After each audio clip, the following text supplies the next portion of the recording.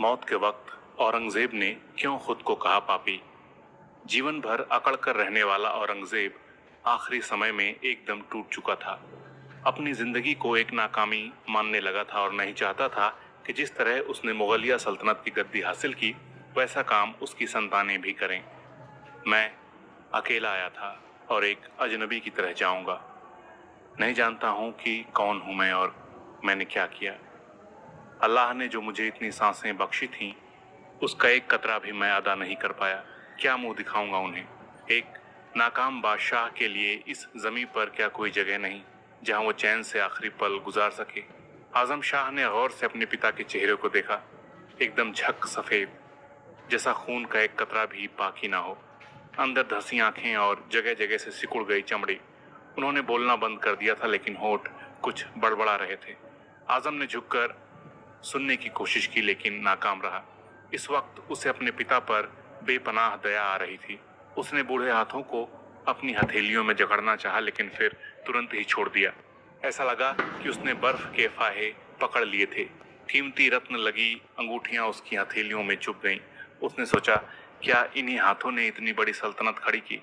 15 करोड़ से ज्यादा लोगों की किस्मत क्या इन्हीं हाथों में है जो अब इन अंगूठियों के बोझ से झुके जा रहे हैं। आजम शाह बेआवाज पलटा ताकि औरंगजेब की नींद न टूट जाए। वो धीरे धीरे बादशाह के शिविर से बाहर निकला। सूरज एकदम सिर के ऊपर था लेकिन हवा में ठंडक थी। उसने नजरें उठाकर देखा। जहां तक देख सकता था वहां तक केवल शिविर ही शिविर। मुगलिया सल्तनत की राजधानी से दूर बीच रास्ते में अपने लाखों लोगों की बंजारों की तरह बरसों भटकना, यही अंजाम होना था आलमगीर औरंगजेब का। दिल्ली की गद्दी पाने के लिए औरंगजेब ने जितना खून बहाया, अपने ही लोगों पर जितने जुल्म किए, अब वो सारे गुनाह परछाई बनकर आखिरी समय में उससे आ चिपके थे। अपने साम्राज्य को इतना बड़ा कर लिया उसने कि गद्दी पर बिताए करीब 5 दशकों का एक बड़ा अरसा लड़ते लड़ते ही बीता। अब भी कृष्णा नदी के किनारे बसे बीजापुर को फतह करने की इच्छा ने उसे 88 साल की उम्र में ऐसी जगह पहुंचा दिया था जहां से उसने लाल किले को वापस देखने की उम्मीद ही छोड़ दी थी। दक्कन को जीतने के लिए औरंगजेब ने अपने 26 साल लगा दिए। अपने पिता शाहजहां को वो हमेशा इस बात का कसूरवार ठहराता रहा कि ताजमहल की उनकी सनक ने शाही खजाने को खाली कर दिया। लेकिन अब उससे ये पूछने की जरूरत किसी में नहीं थी कि दक्कन के सैनिक अभियानों पर जो उसने सोना मिट्टी बना दिया उसका हासिल क्या रहा। बीजापुर को जीतने या ना जीतने से मुगल साम्राज्य के इकबाल पर क्या असर पड़ना था। पर एक जिद थी जो औरंगजेब को इस उम्र में भी युद्ध के मैदान में खींच लाई। वापसी में वो ऐसा बीमार पड़ा कि मौत के पहले ही 4 कांधों की जरूरत पड़ गई। 1706 की ठंड, जब शाही काफिला अहमदनगर से गुजर रहा था, तब दूसरी बार तबीयत बिगड़ी औरंगजेब की। इससे पहले भी उसकी खराब सेहत के चलते करीब 6 महीने तक काफिला एक जगह रुका था। लेकिन इस बार औरंगजेब को इल्म हो गया था कि वो चंद दिनों का मेहमान है। उसका पूरा इतिहास आंखों के सामने नाचने लगा। दारा शिकोह, सुलेमान शिकोह, शाहजहां। औरंगजेब को लगता था कि उसे खुदा ने चुना है। इसमें कोई शक नहीं कि वो अपने खुदा के प्रति हमेशा वफादार रहा। पर अब उसे शक होने लगा था कि क्या वाकई वफा की है उसने। जिन आवाजों को उसने कभी तवज्जो नहीं दिया, हमेशा के लिए खामोश कर दिया, अब वे उसके कानों में गूंजती थीं। अपने शिविर में मखमली बिस्तर पर लेटे औरंगजेब को कोई उसकी कहानी फुसफुसाकर सुना रहा था। उसने गौर किया कि जब उसने दारा शिकोह और उसकी नस्लों को खत्म किया तब दिल्ली कैसे रोई थी। हालांकि उसकी नजर में ये कोई बड़ा गुनाह नहीं था। ताज हासिल करने के लिए अपने खून से लड़ना ही पड़ता है। उसके बाप दादा ने भी तो ऐसा ही किया था। पर शाहजहां के साथ किए सलूक की क्या सफाई देता। औरंगजेब को याद आने लगे अपने पिता के आखिरी कुछ बरस, जिसे उसने कैद खाने में बिताने पर मजबूर किया था।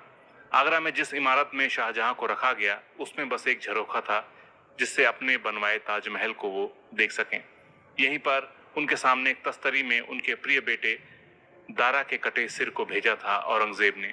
वो चाहता था कि उसके पिता को अपनी 2 गलतियां हमेशा याद रहें, ताजमहल और दारा शिकोह। अपने से अपनी ताजपोशी कर ली औरंगजेब ने। आलमगीर यानी दुनिया जीतने वाला बन बैठा। पर तब भी कुछ लोग थे जिन्होंने चुपते सवाल उठाए। शाहजहां की हालत के लिए औरंगजेब को माफ नहीं किया। शाही काजी ने उसकी बादशाहत मानने से इनकार कर दिया। यहाँ तक कि मक्का के शरीफ ने उसके दिए तोहफे लौटा दिए। औरंगजेब लेकिन अड़ा रहा। उसे नशा था अपनी ताकत का।